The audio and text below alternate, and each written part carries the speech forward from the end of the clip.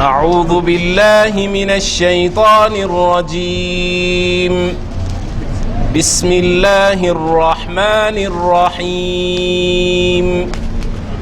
وأزلفت الجنة للمتقين.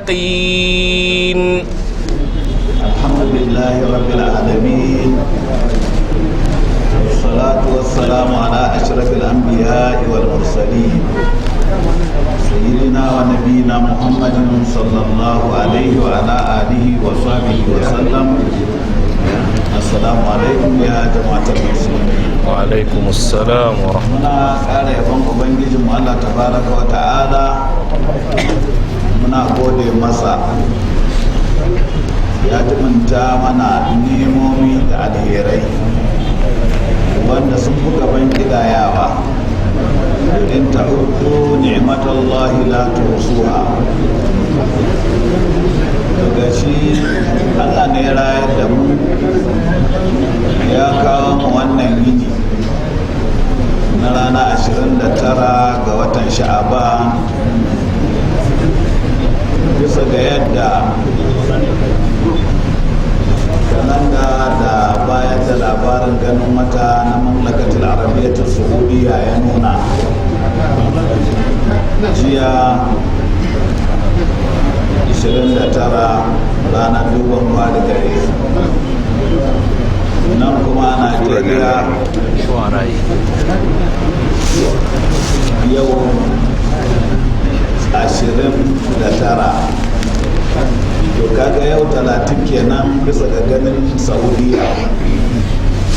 gobe kaga ranar tashi da azumi kenan bisa ga wannan dubawa, tunda Allah ya ajiye harkokin ibada na addini game da tafiyar rana da farin wata da taurari. watannin kuma na musulunci guda 12 ne. inna iddata shuhuri inda Allah 12 shahran fi kitabillahi yawma khalaqa as-samawati wal ard, zuwa ƙarshen aya. lallai adadin watanni a wajen Allah guda 12 ne. daga su ne watan al-muharram, safar, rabi'ul awwal, rabi'ul thani, jumadal ula, jumadal akhir, rajab, sha'ban, ramadan, shawwal, zulqa'ada, zulhajj. wannan watanni guda 12 in an haɗa kwanakinsu a shekara suna kwana 354 da sa'o'i kamar 8.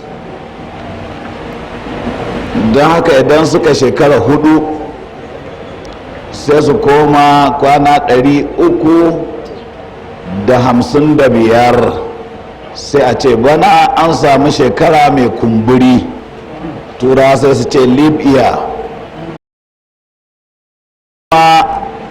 watannin da aka dubi tafiyar rana aka yi kalanda wanda a jikinsu kiristoci suke auna miladiyar haihuwa nabi isa ibn maryam alaihi salam, wanda sashensu a bana suna ganin shekara ce ta 2000 da shekaru 21. wani su sashen suna ce a ba haka ba ne, kaman kiristocin habasha su ba su yarda da wannan ba. kuma mu na musuluncin yakan yi kwana 30 ne ko kwana 29 in yayi nukusani. amma watannin farin watan nan ba sa kwana 31, ba sa 28. kuma akan lissafin tafiyar wa'annan watannin da Allah ya ce inna iddata shuhuri inda Allah 12 shaharan sai ce fi kitabillahi yawma khalaqas samawati wal ard minha arba'atun hurum. Su nan watannin 12 ne tun ranar da Allah ya halitta samai da ƙasa, haka tsarinsu yake in ji Allah da ya yi. Kuma akwai guda 4 masu alfarma ya haramta yaƙi a ciki. Wannan akwai watan shawwal, zulƙa'ada, zulhajji a haɗe a jere, rajab kuma na can a ware. To su ne watanni guda 4 masu alfarma. Sannan tafiyar lokacin nan mu a musulunci mu za a ce to gari ya waye za mu fara azumin yini, to ma'aunin shine hudowa alfajar sadiq, alfijir na gaskiya. don akwai wani alfijir din zai fito sha kama alfijir ya fito amma jimawa sai ya bata. Wani nabiyin ya fito kuma shine alfajar sadiq, shi kuma haske ya dinga gaba-gaba kenan har gari ya waye. To yau bisa ga lissafin cewa 30 ne ga wata, kaga gobe 1 ga ramadan kenan. In kuma da kamar na Najeriya ne da gobe da yau ne duban fari, gobe farilla. To sai dai tunda Allah ya ce fala uqsimu bi rabbil mashariqi wal magharib inna laqadirun, ba sai na yi rantsuwa da ubangiji wato na guraren hudowar rana da guraren hadawar rana, ba guri ɗaya bai ne kenan, tana caccanzawa. Inda kake gani muna karatun na yanzu wayansu kuma suna dare, kaga gurin hudowar ranar daban-daban ne, wajen wata daban-daban ne. To kuma addinin musulunci Allah ya saukar da shi don duniya gaba daya. Gashi tun da yake da lissafin watannin farin wata za mu yi azumi, da lissafin watannin farin wata za mu yi aikin hajji, da lissafin watannin farin wata za mu yi lissafin almuharram watan 1, zulhajji watan 12. to sannan hudowa alfijir farkon yini, faduwar rana lokacin buɗe baki. To amma kaga su kuma na kalandar turawa ana kaiwa 12 dare da minti 1 ko 5 sai su ce good morning, wato haka kwana gari ya waye. Ya ga muku a musulunci in an saura minti 5 aka haifi jinjiri ko jinjinniya kan alfijir ya keto, to lissafin jiya take. Sai alfijir ya keto a ce yau, to kaga da bambanci ko babu? So da bambanci. Saboda haka wani a raya yafa aka haihu masa 12 dare ranar juma'a, ya ce asabar kenan, zai yi aƙiƙar ɗansa ran asabar, to ya saba wa yin aƙiƙa ranar 7, ya yi rana ta 6 kenan. Ta kaga bai yiwu ba. Kowane abu akwai tsarinsa. To tun da yake watan farin wata sai an gani ake ɗaukan azumi, sai an gani ake buɗe baki, ba kuma da ka ba. Manzo Allah sallallahu alaihi wasallam da Allah ya saukar masa da alqur'ani yace sumu li ru'yatihi wa aftiru li ru'yatihi. Kenan al'ummar musulmi ku dau azumi li ru'yatihi dan ganin jinjirin wata na Ramadan, wa afdiru li ru'yatihi, ku yi buɗe baki ku sha ruwa ranar idi ce li ru'yatihi dan ganin jinjirin watan shawwal. To sai an gani li ru'yatihi ba li hisabihi ba. Idan da kalanda za a yi aiki sai a ce a nemo hasu kwamfuta ya nuna ko gwanayen lissafi su buga, sai aka ce liru'yatihi, wanda ya faɗan kuma shi Allah ya aiko da addini shine annabi Muhammadu sallallahu alaihi wasallama zuwa ga duniya gaba daya. Ba dama wani ya ce to tun da ana rigingimin ganin wata shi bari ya yi azumin tare, tun sha'ban yana 27 bari ya fara nasa, ko sha'ban yana 28 ya fara nasa. A ce me kuke? ya ce azumi. Na me? ya ce tare. Me kake tare? ya ce ramadan. To ai bai kama ba. To mu musulmi ba dama mai wannan, domin annabin da Allah ya aiko, annabi sallallahu alaihi wasallam zuwa ga duniya gaba ɗaya ce so mu ku ɗauki azumi liru'yati dan ganin jinjirin watan ramadan, wa afdiru kuma ku yi buɗe baki liru'yatihi dan ganin jinjirin watan shawwal. da Allah mai aka bar mana a duhu? To shikenan ba dama a tsarin musulunci wani ya bugi kirji ya ce ni barin yi da ka, ko haka na ga dama, ko ce ai faɗaɗɗe ne. A dole sai a duba littafi da me yayi alqur'ani da iqra bismi rabbikal ladhi khalaq. Allah ya fara saukar da aya, ikaratu da sunan ubangijinka wanda ya halitta. To tsarin musulmi ba aikin jahilci bane, ba gargajiya bane, ilimi ne gangariya, wanne na shari'ar Allah wanda baya kuskure. To in mun zo duba ya za a yi ga wata mu ɗau azumi, sai malama suka rubuta mana yasbutu bi kamali sha'ban aw bi ru'yatil adalaini lil hilali aw jama'atun mustafida.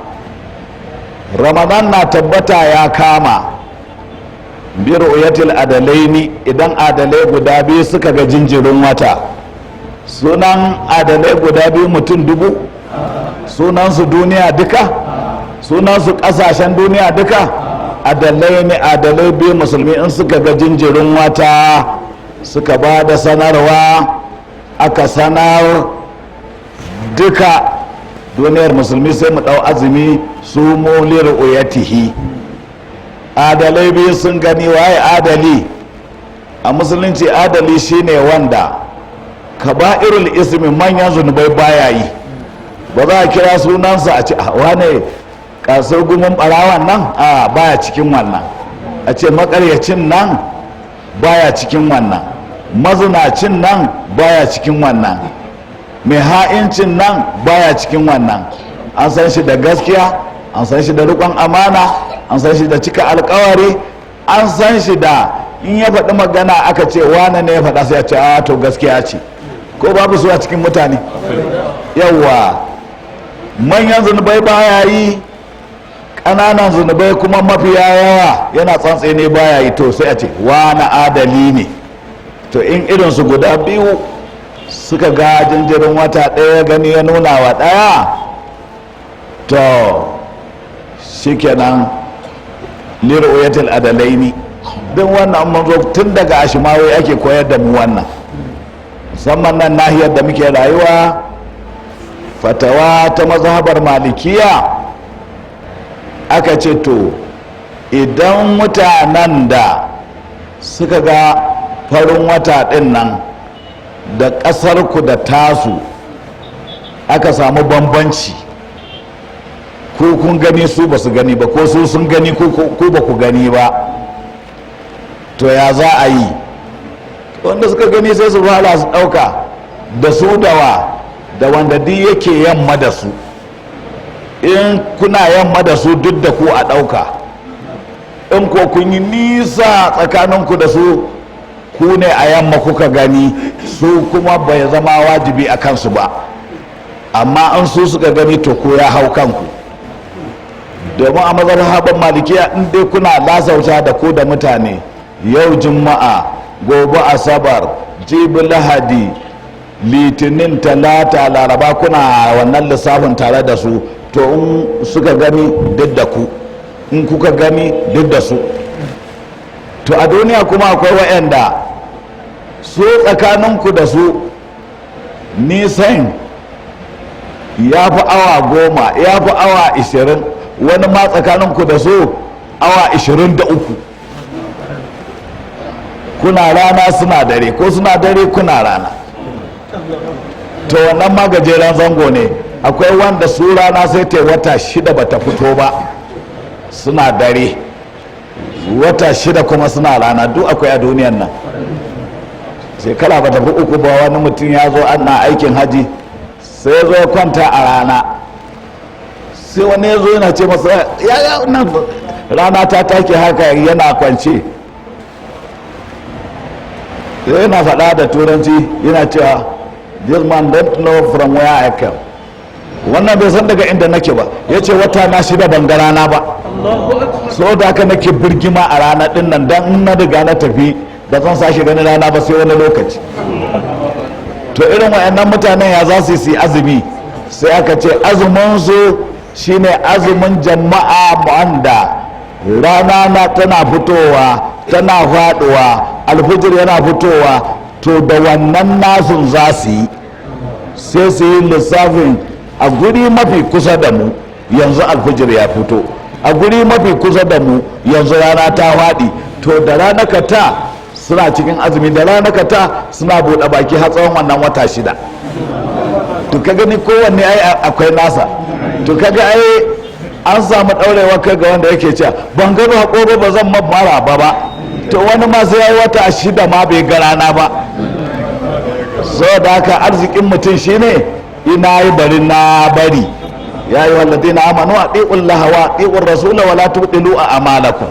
ya ku wanda suka ba da gaskiya ku yi wa Allah da'a, wa ɗi'un rasula ku yi wa manzan Allah na sallallahu alaihi wasallam da'a, wala tuɗilu a amalakun. kar ku kuskura ku ɓata ayyukanku da rashin da'a.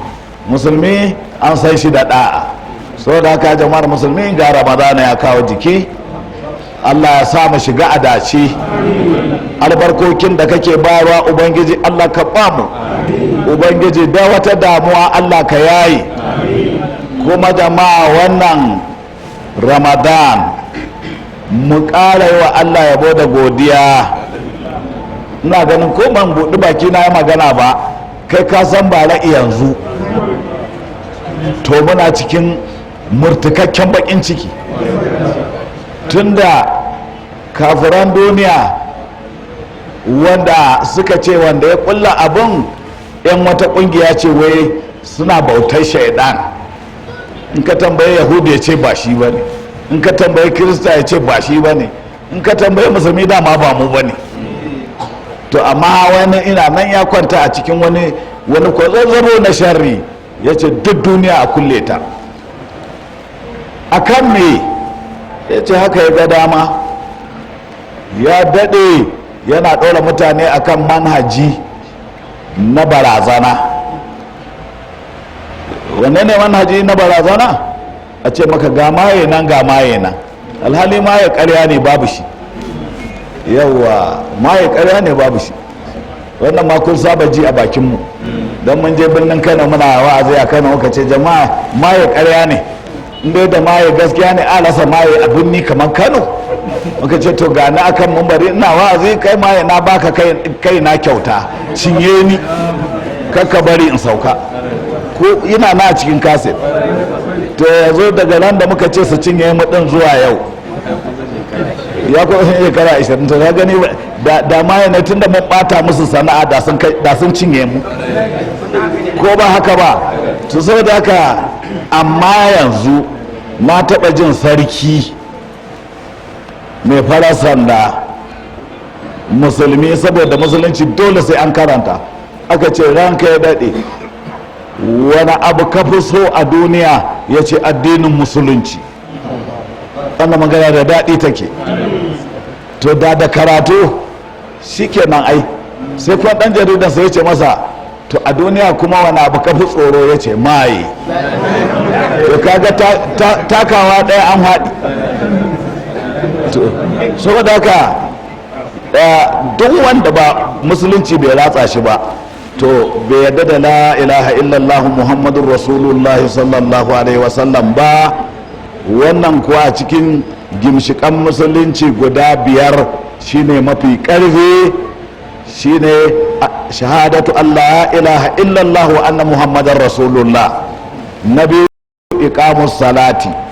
Na uku ita'uz zakati, sawmu ramadan, hajjul baiti. An samu 5. ba dama wani ya zo ya ce to shi zai musulunta amma yana so a yi da wajewa da shi a cire ɗaya. Zai yadda ya musulunci amma sai an cire ɗaya daga cikin gimshikan musulunci 5. Zai yiwu? ai Allah baya faɗa ta tashi. to saboda haka sai mun yadda da su duka. amma kun ga akwai wanda zai zo duniya har ya gama zaman duniya bai samu nisabin da zai yi zakka ba kuma addininsa ya cika cik. la yukallifu Allahu nafsan illa wus'aha. Ramadan din nan ma mutum baya da lafiya watan ya kama ba an yi tattalin sai mutum ya samu lafiya ba ya biya min ayyamin ukhar. amma ba a ramukon ramadana a cikin watan ramadana sai dai wa'yansu kwanakin na daban.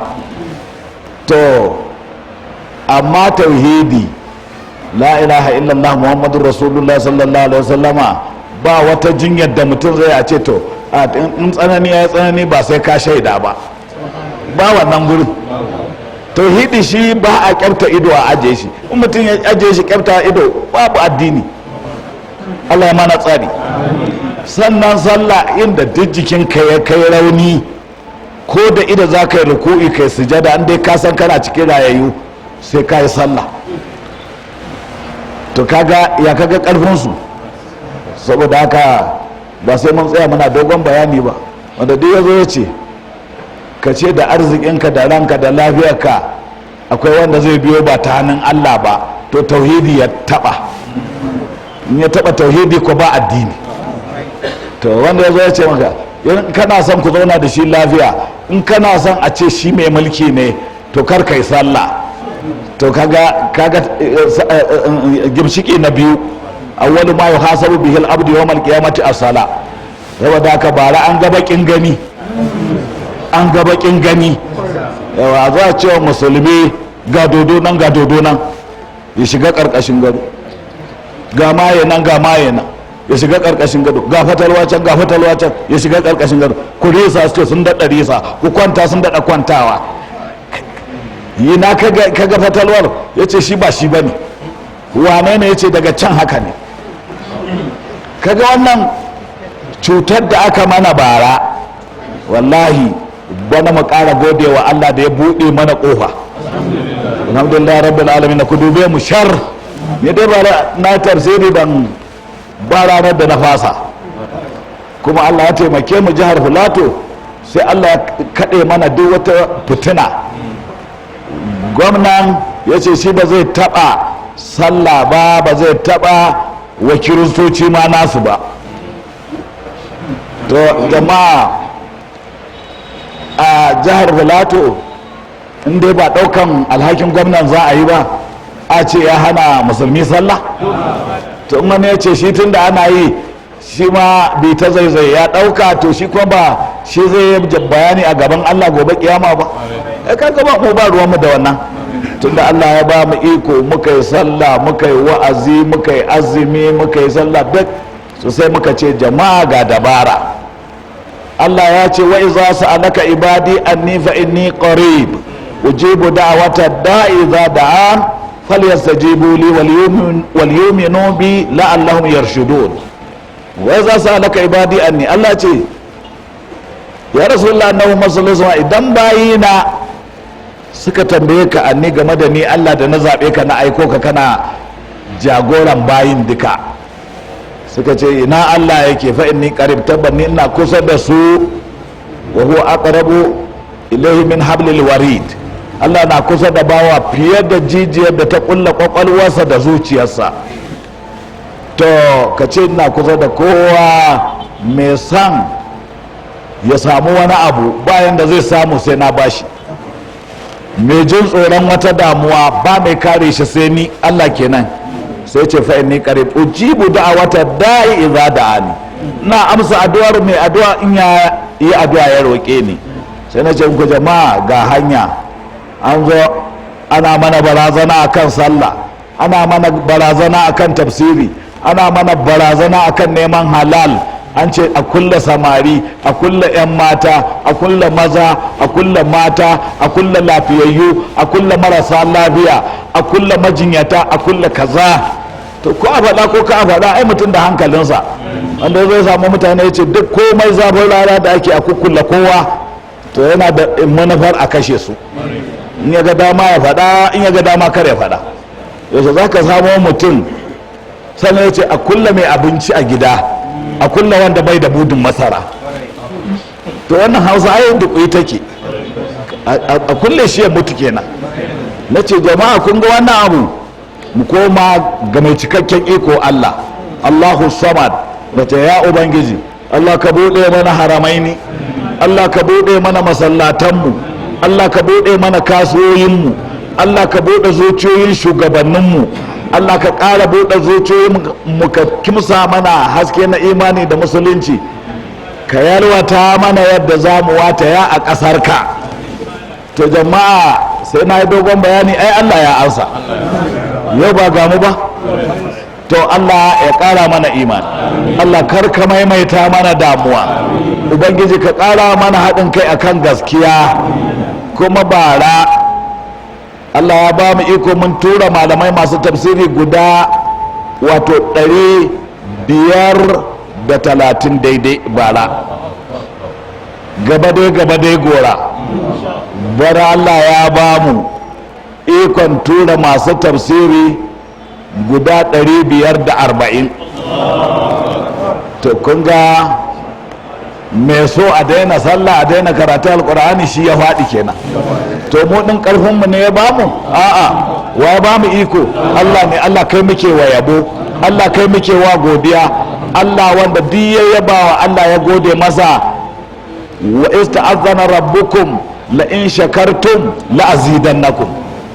Allah ya ce annabi Muhammad sallallahu alaihi wasallam ka bayyana wato lokacin da ubangijinku Allah ta'azzana ya ba da sanarwa mai ɗauke da bayanin cewa la in shakartum, wallahi inda muku ni'ima kuka gode mun la azidannakum, wallahi zan ƙara muku. Allah muna yabanka, Allah muna godiya gare ka. Alhamdulillah allazi la yadurru ma ismihi shay'un fil ardi wala fis samai wa huwa samiul alim. Allah ka kare mu da imani, Allah ka kare mu da gaskiya, Allah ka kare mu da riƙon amana, Allah ka kare mu da ilimi, Allah ka kare mu da riƙon amana junanmu, Allah ka ƙara mana ganin darajar na gaba da mu, Allah ka ƙara mana tausayin na baya da mu. La azidannakum, Allah ce zan ƙara muku. Sannan kuma jama'a, wannan ibada ta azumi mahimmancinta ya kai mahimmanci. Kowa ka tarar da shi ga tauhidi, sallah, azumi, zakka, aikin hajji, muna takawa, muna bin Allah. To muna fa da manufa. Daga cikin manufan nan ubangijin da ya yi mu ne ya ce mu yi, sai mu bauta wa Allah shi kadai. Shi ya halitta mu, ya ba mu gurin zaman duniya don aiki, lahira don karɓar sakamakon aikin.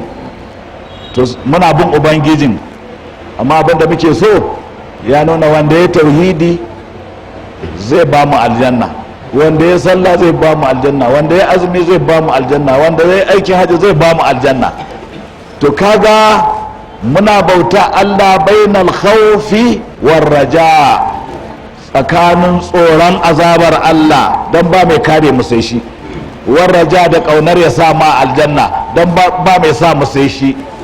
To kaga dukan mu akwai burin Allah ya samu waye gari a aljanna, muna wa junan mu barka. To wallahi saboda daraja irin ta azumi, bayan Allah ya mana rahama gaba daya, to wanda ya azumi kofar da za mu shiga aljanna Allah ka nufa, sunanta ar-rayyan, daban take, ba wanda zai shiga ta nan sai mai azumi. Saboda haka jama'a, da mazan mu da mata, yara da manya, wanda duk zai iya kame wasa da azumi, sannan guri ne mai azumi Allah yana amsa addu'arsa. in mun zo addu'ar mu roƙi Allah ƙarin imani, mu roƙi Allah zaman lafiya na duniya da na lahira, mu roƙi Allah arziki mai tsafta na halaliya. tunda kaga talauci bala'i ne, kamar yaya manzo Allah sallallahu alaihi wasallam ya tashi addu'a da ya ce a'udhu billahi minal kufri, sai ce wal faqri wa azabil qabri wa qina azaban nar. na fake ga Allah minal kufri, Allah ka kare ni daga kafirci, dan kafirci ya ratsa guri komai ya mutu. wal faqri, sai ce Allah ka kare ni daga talauci. talauci ba za ka iya samun abinci sosai yadda ya kamata ba za ka iya karatu ba za ka iya abubuwa da yawa ba. sai ce wal faqri wa azabil qabr, Allah ka tsare mu daga azabar kabari. saboda haka mu yi wa kasar mu addu'a, Allah ka fahimtar da shugabanninmu. Allah wannan gurguzun samari da ka ba mu da 'yan mata da dattijawa, inda za a tawo cikin duniya, ba ga ƙasa mai albarka irin tamu ba. da akwai ƙasashen da an kaje sai tsofaffi, in ka ce wace ya ce maka je ka jamus, je ka ingila, je ka amerika, ka yi bincike na ilimi, ka ga da matasa da wanda suka tsofa tukub wa ya fi yawa. to idan aka ce duk gari sai tsoho tukub, to tafiyar tana da wabi. yawa wata ran in ka dawo za ka ga aikin gona babu, don masu nomar ƙarfi ya tafi. yawa sannan ko yaƙarku suke so su yi sai dai su yi da farfaganda, don gaba da gaba ba za su iya ba, don duk gari saura tsofaffi, sai dai su sa 'ya'yanku su yaƙe ku da kanku. to Allah ka ƙara mana fahimta inda matasanmu za su rungumi aiki tare da karatu da ɗa'a. in ba rainin hankali ba, yaya wanda ya iya zina ya maɗugo ya luwaɗi ya daina haihuwa zai zo inda aka haihu ya ce ga bindiga ka harbi babanka ka yadda, shi kuma ya je tara nasa 'yan wanda suka sauran ya ce suna su ka a taɓa su. yanzu tsakaninmu da Allah kuna jin in aka kafa boko haram daga ingila ko daga amerika ko daga iran ko daga ma'ina ne suka ce je ya yi ta harbin garinsu da gidajen iyaye da gidajen kannai da yayu da lalata gonaki, to wanda ya sa shi ya yin, in a ingila aka sa shi, in ya tafi ingila zai harbi sarauniya za su yadda? in ya je jamus zai harbi shugaban jamus zai yadda? in ya je iran ya doshi fadar gwamnatin iran zai yi zanga-zanga ya kamo shugaban ƙasa zai yadda? to me yasa sai kai naka sai a ce ka je ka zama shugaban najeriya ka zazzage shi a ingila, ka zage shi a gida, ku je majalisu ku cinna wuta a iraki, a syria, a sudan. me yasa ba za ku je ku yi a nasu ba? me yasa su suka tare nasu? saboda haka ya ku al'ummar musulmi, 'yan uwanmu na hakika, innamal mu'minuna ikhwa, wanda yake 'yan uwan juna na hakika, dan Allah, dan girman Allah mu rungumi alkur'ani mai girma mu karanta, mu je mu saurari tafsirin alkur'ani, mu saurari malumanmu na sunna wanda da abin da za su gaya mana sai sun ce mu yarda da Allah, mu tsayar da salloli 5 cikin dare da yini, sai sun gaya mana laifin sata, sai sun gaya mana laifin kidnapping. suna ta ƙoƙarin wanke zuciyarmu don ta tsarkaka daga laifi. da Allah za ka haɗa su da wanda ya ce je ka komai ba komai? ai karantarwar musulunci ta suna daban, mai ce abin da ka ga dama ba komai daban. amma ya ce maka komai ba komai, da za ka ce a kawo gwalmi ka dake shi sai ce ka yi laifi. to ai shi ma dukansa da gwalmin ma ai komai ne, tunda ya ce ai komai ba komai, kashe shi ma ba komai kenan. wannan ba gaskiya ba ce. da Allah mu yi tarbiyyar 'ya'yanmu maza da 'ya'yanmu mata da matanmu na aure tarbiyya ta addini. manyan mutane na ƙasa ba wani shugaban ƙasar da zai zama shugaban ƙasa ba ƙuri'ar talaka, ko akwai? a talakan nan akwai namiji akwai mace.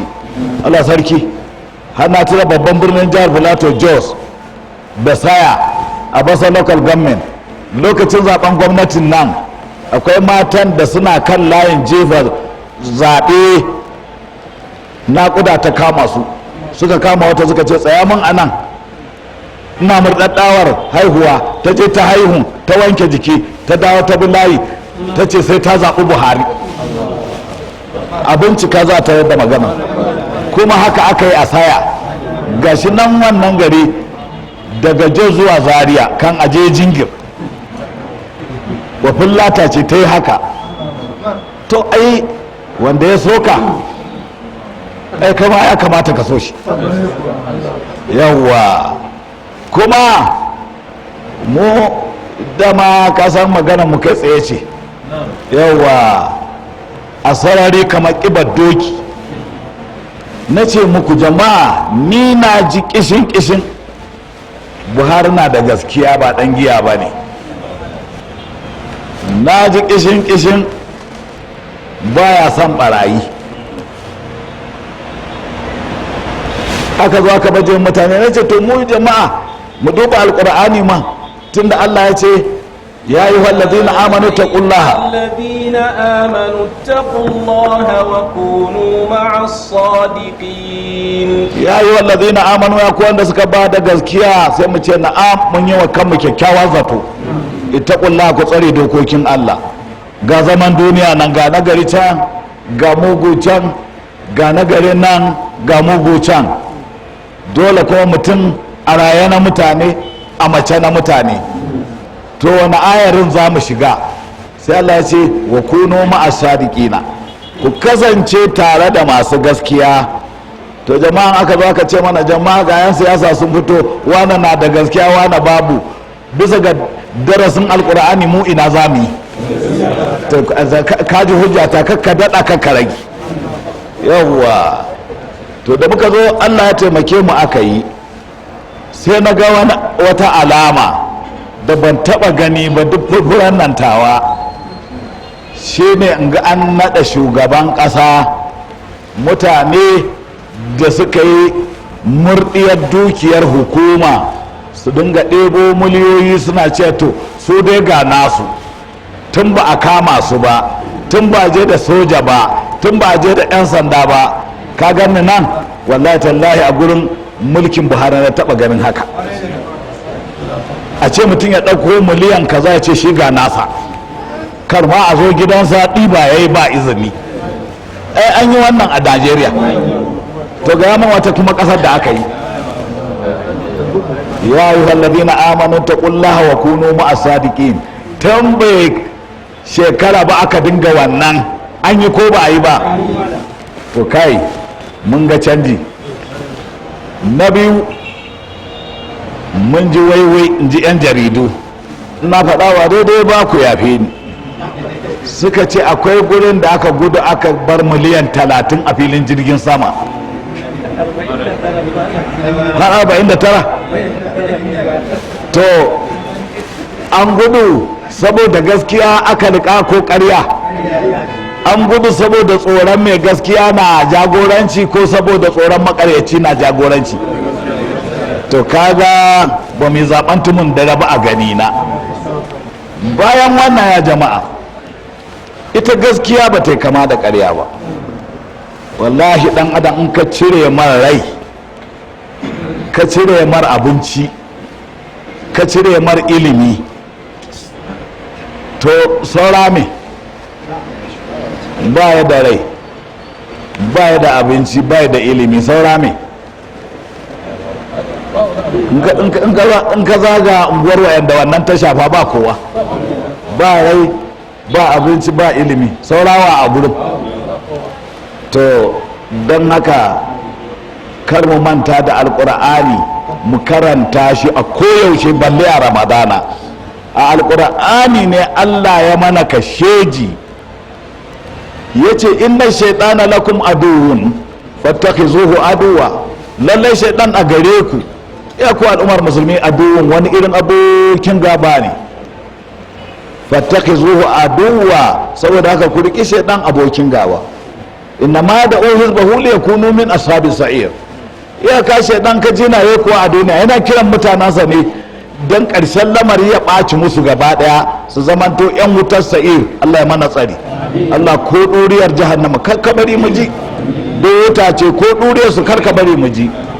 to in ba mai neman ya halaka mutane ba wa zai yi kuwa a duniya ya ce kar kowa ya aiki lockdown. tun ba aiki ina shuka, in ba aiki ina girbi, in ba aiki ina fatauci, in ba fataucin ina akai kayan wani sashi zuwa wani sashin.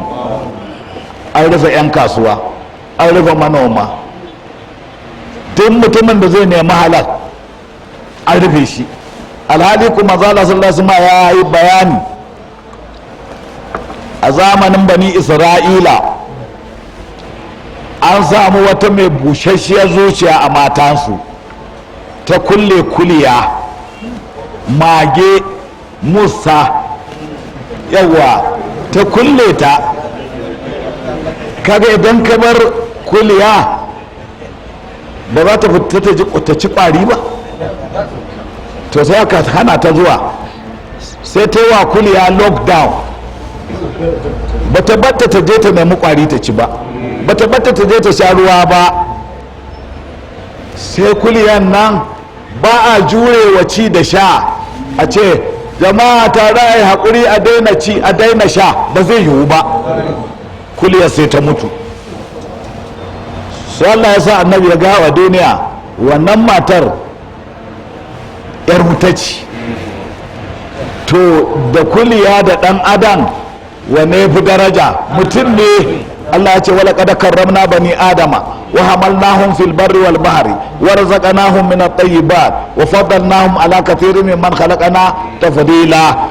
dan adam ya fi kyanwa, dan adam ya fi aljani, dan adam ya fi rana, ya fi wata, ya fi tauraro. Allah ya karrama bani adama, don a cikin bani adama Allah ya dau shugaban halitta duka gaba daya.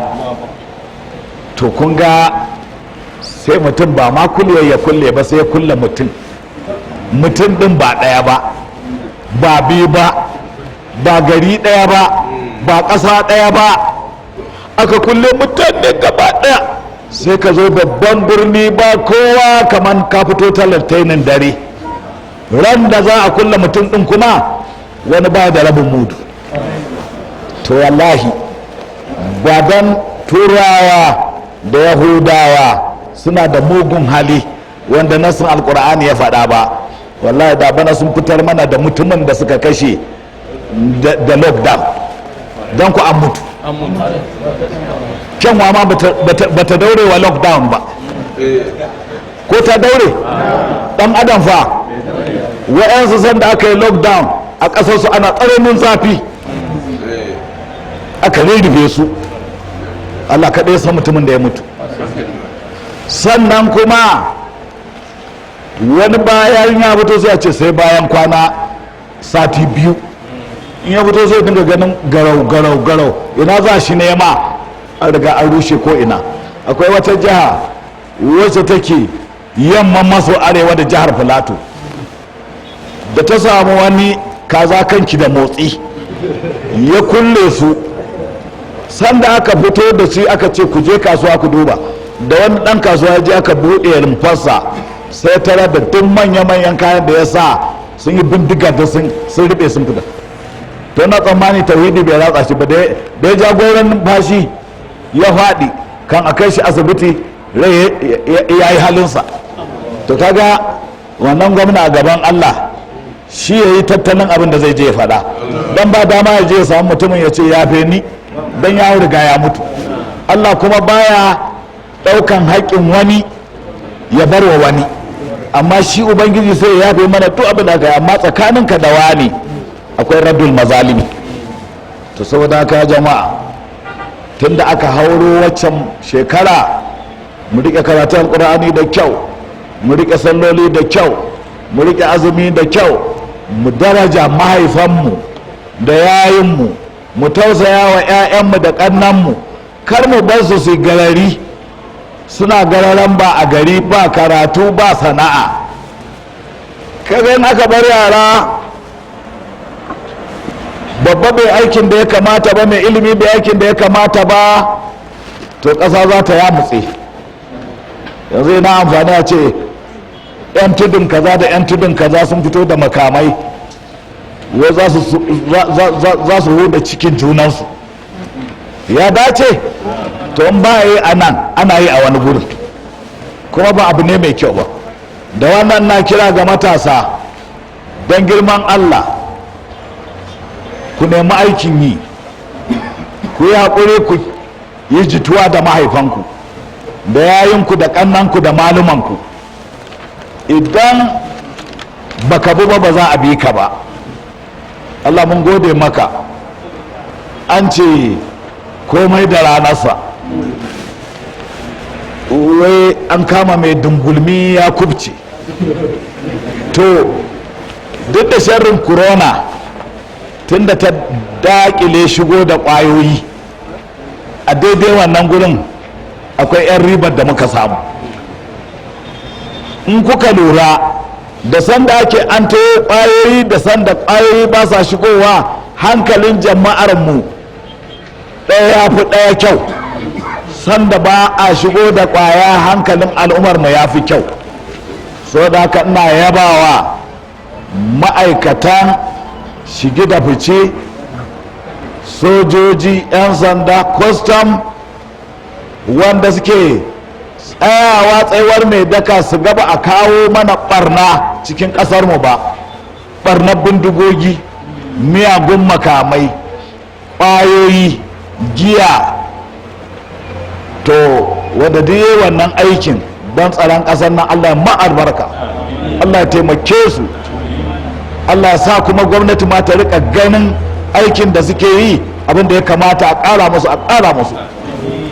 kuma ina kira ga maluma na jami'a, na makarantun kwalejoji, na makarantun firamare, na makarantun rainon yara, na makarantun allo, na makarantun zauruka na ilimi. aikin da kuka yi mana, kuke mana, Allah ya ɗora muku a mizanin lada, Allah ya ɗaga darajojinku, Allah ya ƙara muku daraja da martaba. duk ƙasar da ba su da malamai sun tabka asara. saboda haka mu tsakaninmu da malumanmu addu'a alheri, mu ma suna mana. Allah ka tausaya mana gaba ɗaya. kuma duk abin da za mu yi, da mu da muke tafsirin nan, da maluman da suke karanta alƙur'ani, da malaman da suke koyarwa a azuzuwa, da 'yan sanda a birni ko a daji, da custom, da vigilante, da waye musamman 'yan agaji. to da Allah kowa zai tafi gurin aiki, mu tsarkake niyya mu yi dan Allah. Allah baya barin nasa, zai ba mu abinci, zai ba mu abin sha, zai ba mu gurin zama, zai zauna da ƙasar mu lafiya, kuma duk mu yadda za mu yi aiki. inna Allah la ya'muru bil fahsha'i, Allah baya umarni ai mugun aiki, sai kyakkyawa. to mu yi kyakkyawan aiki. Allah zai mai da Najeriya ƙasar nunowa daga ko'ina cikin duniya wajen daraja da ɗaukaka. addu'ar mu kenan gare ka ya ubangiji, ka amsa mana. Allah ka ɗaga darajar Makka da Madina, ka sake maido da hankalin jagororinmu. mu yi aikin addini. Allah ya yi wa duniyar musulmi headquarter. barin auna a matsayina na malamin makarantar firamare, headquarter musulunci a ina take? a shaidu an sani. ba wanda ya kurkure ya ce a Najeriya, ba wanda ya kurkure ya ce a Iran, ba wanda ya kuskure ya ce a Habasha. to ashe ba mu muka naɗa maka ba, Allah da ya mu shi ya mana headquarter. duk wanda Allah ya bashi mulki a gunnan, to wallahi ya ji tsoron Allah. taɓa bayin Allah don ta duniya ce duka, amma ku Allah ya ba ku zama jagororinmu. Allah ya taimake ku rike mu da amana. Allah ya kiyaye damuwa babba da ƙarama. Masifar da corona ta kawo na karewa tattalin arziki, Allah ka kawar ka mai mana madadi da yalwata ta halaliya. Kuma na kira ga manya-manyan mutane, wani malami ya ce al'ilmu ilman, ilmul fiƙihi lil adiyan wa ilmu tibbi lil abdan. Ya ce an tattara ilimi zai ba su wani babban giredi, sai ce a ba su biyu: ilimin addini don fahimtar musulunci, ya ce ilimin likita don jiki. Sunan likitoci ya fito? To kun fito a manyan mutane. Allah ya kare mana likitocinmu. Allah ya sa kada a haɗa baki da likita a kar mai jinya. Allah ya lankwanta wa likitocinmu kalmomi na tausayawa, duk wanda yake jinya su kwadaita masa waraka. Don manzo Allah sallallahu alaihi wasallam ya nuna in mun je duba mara lafiya mu ce masa tahurun insha Allah, wannan ciwo insha Allah za ka tashi, tsarki kake yi, Allah ne yake kayar maka da zunubi. Dala nan da daɗi? Akwai daɗi. To balle ya ce in likita ne ya faɗa. Duk likita musulmi a gane shi a aikinsa, a gane shi a addininsa, a gane shi a sana'arsa. A tausaya wa marasa lafiya. Gwamnatoci ku tsara asibitoci mu shiga gaba a duniya, mutane su taho kasar mu don samun jinya da tausayi. A sanda yahudu da nasara suka shiga cikin magani suka rushe shi, sai zuwa ce an kawo mutum ya kwana ɗaya, sai ce ku je ku kawo 300,000. to kudin allura kenan ko kudin gado ko kudin tausa ko kudin magani? Gaba ɗaya a wannan abun akwai tausayi. To ya kamata, shi yasa mu izalatul bid'a wa iqamatu sunna muka kira muka ce to ga corona ta zo, jama'a kowa ya kama nasa. An kafa dokoki ba dama wannan ya je kasar wannan ya je kasar. Na ce to muna da masana likitocinmu ku zo mu yi shawara. A yanzu na samu likita ahalin sunna dan izala wanda muka man rijista, muke kokarin mu ga duk wanda za mu wa jinya a cikin tamu da tausayi, a cikin tamu da tsoron Allah, a cikin tamu akwai tunawa da wato da tsayuwa a gaban Allah. Kamata dinu tudan, yadda kawa wani haka za a maka. Yanzu ba da likitocin sun kai guda 700 da wani abu, duk sun yi rijista. Wani consultant ne manya-manya. To ranar da muka zo yanzu hu da suke cewa World Health Organization, wallahi wanda za a kafa ta watakila ba su fi su 10 ba, amma yanzu ba sun yi wa duniya barankan wasunsu suna cutanmu. Haka ne? To in wani zai fara ya zo ya rikide ya cuci mutane, wanda zai yi da kyau bai kamata shi ma ya fara ba? To mun fara, mun kai ga yanzu muna da sama da likita rantsatse 700 da yan kai. Kowa zai taba jikin mutum ya yi bismillah. Mu tausaya wa musulmi, mu tausaya wanda ba musulmi ba, dan duka bayin Allah ne. Kare ma an ba shi ruwa, Allah ya yi wa mutum rahama, kuma mutumin karuwa ce ta bani Isra'ila. Ita ma ta wuce ta ga kare na halai ya zaro harshe.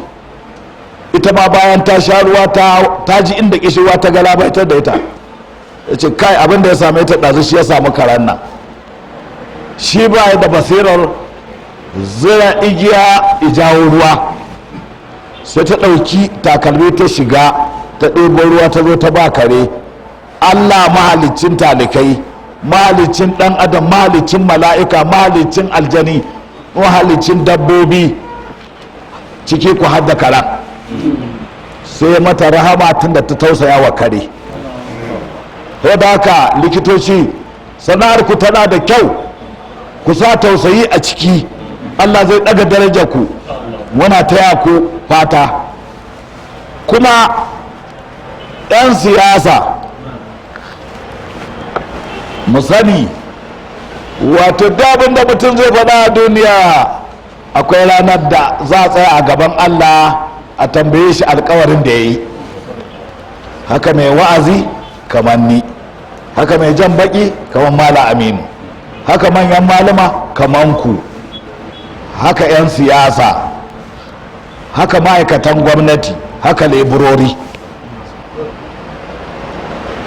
don haka mu yi tunani, in ba a ragi dare ba za a ragi rana.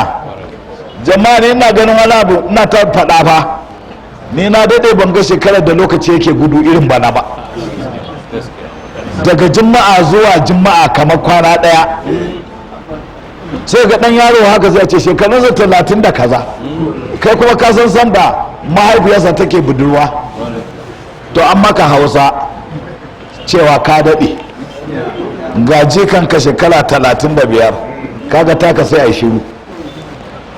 saboda haka jama'a kar mu manta, an ce mala'ikan mutuwa kullum yana shafa ran mai rai sama da so 70.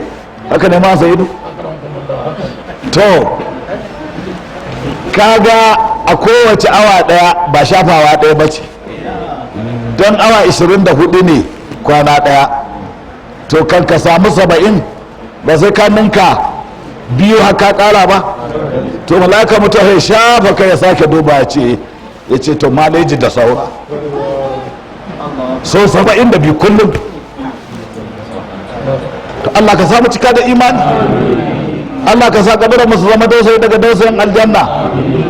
jama'a mu sake dabara, mu talakawa mu kiyayi zaɓe don kuɗi, kar mu yi zaɓe a biya mu. in aka baka kana ce sai kayi to wata ran zai kulle ka mutu bai damu ba.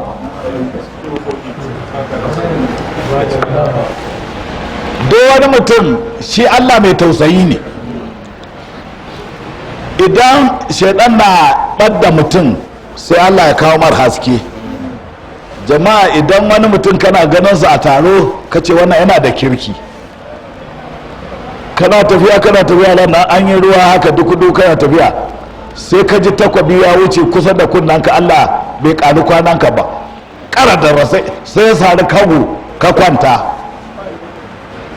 ka duba sai ka ga wane ne ashe. to in dai da hankali ba ka sake yadda da wannan ba, ko ka yadda da shi?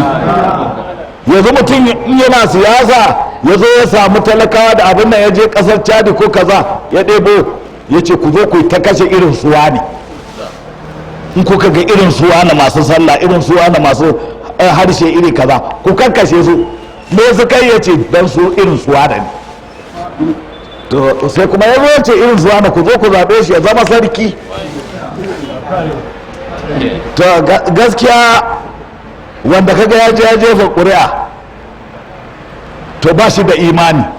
saboda me? dan annabi ya ce la yuldagul mu'minu fi juhurrin marrataini, mai imani ba a saran sarami ɗaya so biyu. in an yi ɗaya aka ɗanɗasa masa harbi ya sha takala, kunamar ta faɗi, ba zai sake ruga hannu ba.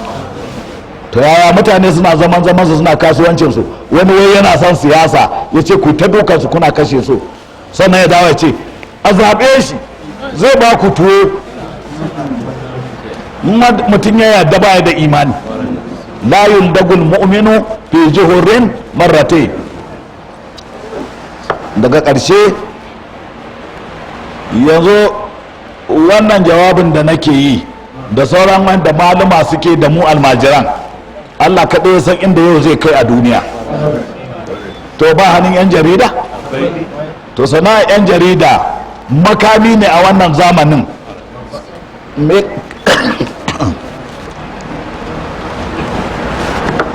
makami ne a wannan zamanin mai ƙarfin mamaki. da farfagandar 'yan jarida. Amerikawa suka fasa ƙasa kaza, ingila ta lalata ƙasa kaza, rasha ta lalata ƙasa kaza. Ko ba a yaƙi da jarida, ba a yaƙi da talabijin, to yadda kaga ana yaƙi da shi a lalata wa'yansu kuma, wallahi in ka je amerika za ka ga yadda mutane suke musulunta albarkar yada labarin musulunci da jarida. Ko ba yi an gina masallatai an yayata da jarida. Wani mutum shekaran jiya ya zo masallacinmu da muke ginawa a guzafe, ya je aikin da aka yi, zai wuce ya shiga lokacin sallah, ya ce ni ban san wannan ba. Aka ce aka baka sauraron labarai ne? Ya ce to ina shugaban masallaci? Aka ce ministan abuja ne aliyu modibo. Ya ce to yana son ya je same, ya je ya ce ni ma ganawa miliyan 10 a sa. Hanyoyin sadarwa suna gina masallaci, hanyoyin sadarwa suna gina makarantu, hanyoyin sadarwa muyagun shugabanni na tsoronsu. To don haka ya ku 'yan jarida, kar a yi amfani da ku razana mutane, domin wa'yansu daga ciki ba su da kyau, wa'yansu tashoshin talabijin ba su da kyau. In ba haka ba za a zo a yi maka abin da aka ce ana bincike ba a san shi ba, sai aka zo aka yi maka shi gashi da kaya ana ce ga corona da kaya, amma kuma a can ana ce ana bincike ko da ita ko babu. To ina aka samu wannan mai kaya din? To kaga wani dan jaridan dan aljanna ne, sanadin jarida, wani kuma kun san sunansa, sanadin jarida. Wadda aka jama'a, yau na zo don gabatarwa da budewa, amma sanda za ku ji karatu ruwa sai gobe insha Allahu. Yawa mun ɗauko kwamishina ne yawa na sufuri, sun san shiga da fita ta ƙasa, shi zai zauna ya karantar da mu, muna roƙa masa Allah nasara. Jama'a, cikin mutanen da muka samu muka bayar da ƙarin sunayensu akwai Profeso Abdulrahman Lawal, shi ne zai karantar da masallacinmu na dab da unguwarsu na 'yan shanu, kuma mun sanya shi da Malam Sa'idu a tsarin karantar da mata. To muna kira a je, yana yadda da Malam Abdulrahman Lawal, don tarihi ba wasa ba ne. Ya yi aiki a wata ma'aikata yana yada addini, sai da aka san shi a gurin, sai da ya shafa shekara 30. Ko goge wa mutanen takalmi yake, ya kamata yana da daraja.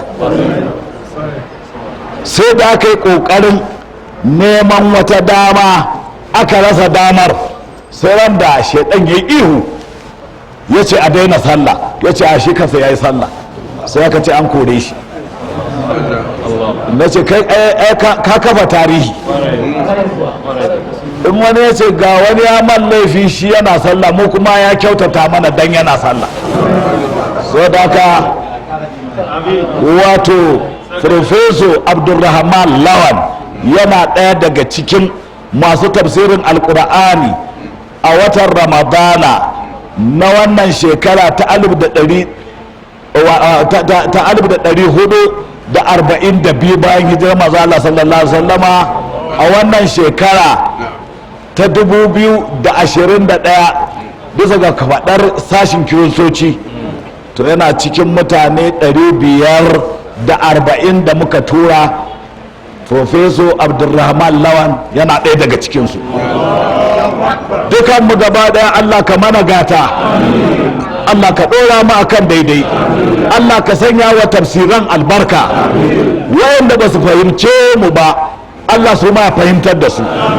Billahi allazi la ilaha illa huwa, a cikin shika-shikan musulunci guda 5 sallah ce ta 2.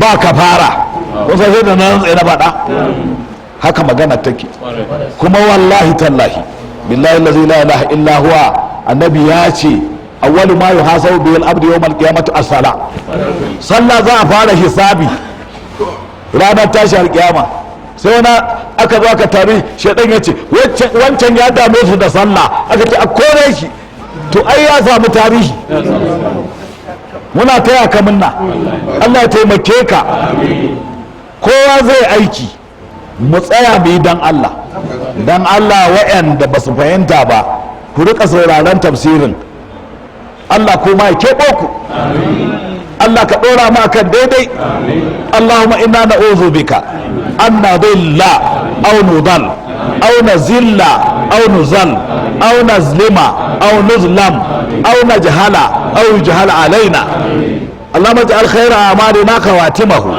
وخير ايامنا يوم نلقاك فيه gidajen talabijin rediyo matasa masu ɗaukar labarai suna lura da ci gaban ƙasa da ilimi. Allah ya muku albarka, Allah ka taimake mu masu riƙe makarantunmu kan su riƙa yin faɗa akan albashi, su damu akan magana ya za a yi a gina ilimi da al'ummarmu.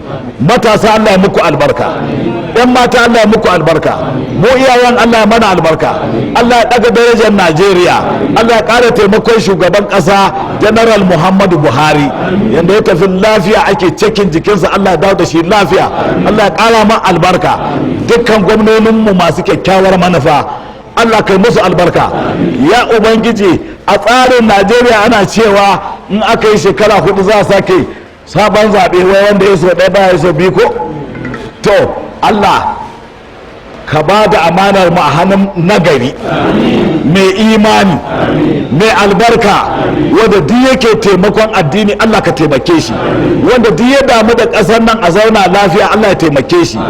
Allah ka raba mu da faɗace-faɗace, samari a kiyaye kidnapping da sata, a riƙe noma da kiwo. Allah ka ba mu damuna mai albarka. aqulu qawli hadha astaghfirullah li wa lakum wa ghafurur rahim. Assalamu alaikum. To amma yau ina so wato sa'i na ƙasa wanda Allah ya dawo da shi daga wajen cikin ɗin jikinsa yi mana addu'a. Allah ya sa wahalar da ka sha ta jinya Allah ya sa ta kayar da zubai gaba daya. Allah ƙara wa ilimin ka albarka, malaman mu da aka tura kusa da nesa Allah ya wa kowa albarka. To bismillah sa'i.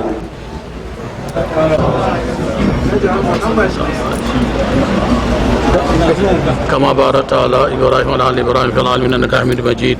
يا الله mahalicin halitta muna godiya gare ka Allah tabaraka ta'ala, muna roƙonka ka ƙara wa malam albarka, ka ƙara wa malam imani, ka ƙara wa malam ilimi, ka ƙara wa malam kariya, ka ƙara wa malam ɗaukaka. Aiki da yake wa musulunci cikin ƙasa da wajen ƙasa Allah ka karɓa masa. Wannan gari na Jos Allah ka ƙara masa albarka, wannan jiha ta Filato Allah ka ƙara mata albarka, wannan ƙasa ta Najeriya Allah ka ƙara mata albarka. Ya Allah da barka ta'ala, waɗanda suke tare da malam suke taimakawa malam kamar Shaikh Yusuf Muhammad Sambo Allah ka taimake shi, da national director da shugaba na ƙasa Shaikh Nasir Abdul Muhyi Allah ka taimaka masu, da deputy national director Alhaji Ibrahim Shu'aibu Allah ka taimaka masu. Allah da barka ta'ala, muna roƙonka duk wanda ke taimakon musulunci da abin da ka bashi na dukiya ko na ilimi ko na fasaha ko wani ƙarfi ko wata fahimta ko wata hazaƙa, duk abin da mutum ke taimaka musulunci da shi Allah ka karba masa, Allah ka karba masa. Allah tabaraka ta'ala ka sa mu ga farkon Ramadan lafiya, Allah ka ba mu ikon azumce shi, Allah ka sa mu ga ƙarshen sa lafiya, Allah ka sa mu cikin wanda za ka yi masa rahama, ka gafarta musu ka yantar da su.